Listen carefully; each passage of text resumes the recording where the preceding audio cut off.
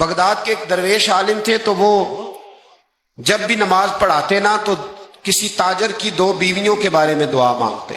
نماز پڑھاتے تو کہتے اللہ اس تاجر کی 2 بیویوں کو اپنی خاص رحمتیں عطا فرما. ایک دن لوگ ان کے گرد اکٹھے ہو گئے، کہنے لگے بابا جی بتائیں تو صحیح وہ بیویاں کون تھی جن کے لیے آپ دعا مانگتے؟ تو فرمانے لگے میرے شہر کا ایک تاجر تھا، بہت بڑا تاجر تھا، مالدار تھا پر بے اولاد تھا. اسے بغداد سے ملک شام جانا پڑتا تھا تجارت کرنے، اور کئی مہینے اسے شام کے ملک میں رہنا پڑتا تھا.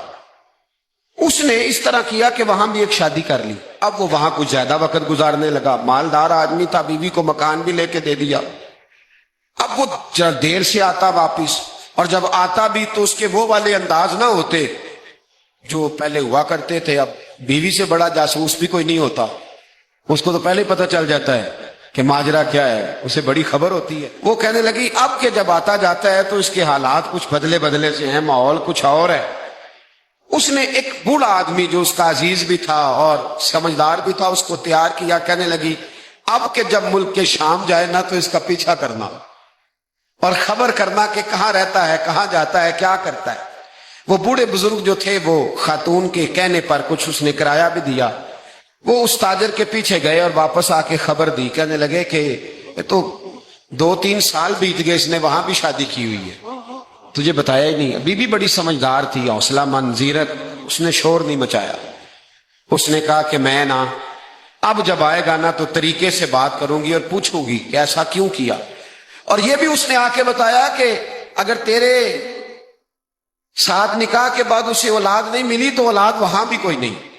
یہ مکمل تفصیلات. اب جب اس دفعہ خامند آیا تو آتے ہی وہ بیمار ہو گیا، کمزور ہونے لگا. اب خاتون نے مناسب نہیں سمجھا کہ آتے ہی دھڑام سے میں اس کے سر پر یہ پھوڑ دوں کہ تو نے نکاح کیا ہوا ہے اور مجھے بتایا نہیں. وہ ذرا تسلی میں رہی، کچھ وہ بیمار تھا، حوصلہ رکھا، خدمت کرتی رہی.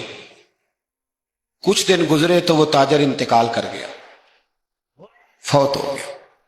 اب راز کھل نہ سکا، عدت گزاری، اور جب سارا مال جمع کیا نا تو اشرفیوں کی بوریاں بھر گئی. سارا مال اس بی بی کا، 4 بوریوں میں اشرفیاں، 4. یہاں تو پیٹ کا دوزخ ہے، معاذ اللہ، بھرتا ہی نہیں. حل من مزید، حل من مزید. وہ جو کہتے تھے نا کہ بس باہر چلا جاؤں اور باہر میں کچھ تھوڑے سے پیسے کما کے 2-3 سال میں لوٹ آؤں گا، پھر یہاں آ کے کوئی کاروبار کروں گا. وہ گئے ہیں تو واپس نہیں آئے. وہ جو کہتے تھے نا بس میں نے اتنا سا کاروبار کرنا ہے کہ مکان بن جائے، انہوں نے 4 مکان بھی بنا لیے ہیں لیکن بریک حل من مزید کی دوڑ ہے. اب 4 بوریاں اس عورت نے چھپائے رکھی. کوئی بندہ نہیں جانتا بغداد میں کہ ملک کے شام میں تاجر کی دوسری بیوی بھی ہے. جب وہ فارغ ہوئی تو اس نے اس بوڑھے جاسوس کو پھر بلایا اور 2 بوریاں اونٹ پہ رکھی، خود بھی ساتھ بیٹھی اور ملک شام گئی. اللہ اکبر. وہ بزرگ کہتے ہیں میں ایسے ہی نہیں دعا کرتا. اس کو جا کے کہنے لگی میں اکیلی وارث نہیں ہوں، آدھے کی وارث تو بھی ہے. میں اکیلی وارث نہیں، یہ تقسیم وراثت ہے، آدھی کی وارث تو بھی ہے. تو رکھ اپنے پیسے، مجھے پتا ہے اس نے نکاح کیا تھا پر مجھے بتایا نہیں تھا، تو رکھ اپنے پیسے، میں تجھے دے رہی ہوں، آدھے تیرے ہیں آدھے میرے ہیں. اس نے نظر اٹھائی تو رو پڑی، کہنے لگی نہیں اب یہ سارے تیرے ہی ہیں. اگر تو اللہ سے ڈرتی ہے تو میں بھی رب سے ڈرتی ہوں. اگر تو مصطفیٰ کریم کا کلمہ پڑھتی ہے تو میں بھی اسی نبی کی ماننے والی ہوں. کہا بات کیا ہے، میرا کیوں ہے سارا؟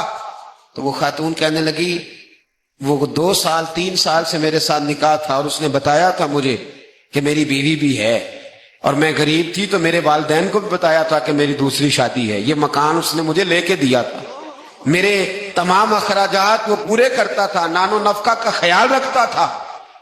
لیکن اب کہ جب وہ آیا تو وہ بیمار تھا. اس نے مجھے بتایا کہ مجھے طبیب نے بتایا ہے کہ میں شدید بیمار ہوں، شاید بچ نہ سکوں. تو کہنے لگی وہ مجھے کئی لاکھ روپے بھی دے گیا اور جاتے دفعہ مجھے طلاق بھی دے گیا، فارغ کر گیا. کہنے لگا تو جہاں چاہے میرے بعد نکاح کر سکتی ہے. اور کہنے لگا میں چاہتا تھا پہلی بیوی کو بتا دوں، موقع نہیں بنا اور اس کا دل نہ ٹوٹے، بتا نہیں پایا، لہذا وہ مجھے ڈھیر سارے پیسے دے چکا ہے، سارا میرا حصہ مجھے پہلے سے دے چکا ہے. میری بہن اب یہ 4 بوریوں میں سے 2 میری نہیں بلکہ 4 کی 4 ہی تیری ہے، تو ہی اس کی حقدار ہے۔ تو بزرگ کہتے ہیں مجھے بتاؤ جن کے اندر اس قسم کے تقوی کی جھلک ہو ان کے لیے ہر نماز کے بعد دعا مانگنی چاہیے کہ نہیں مانگنی چاہیے؟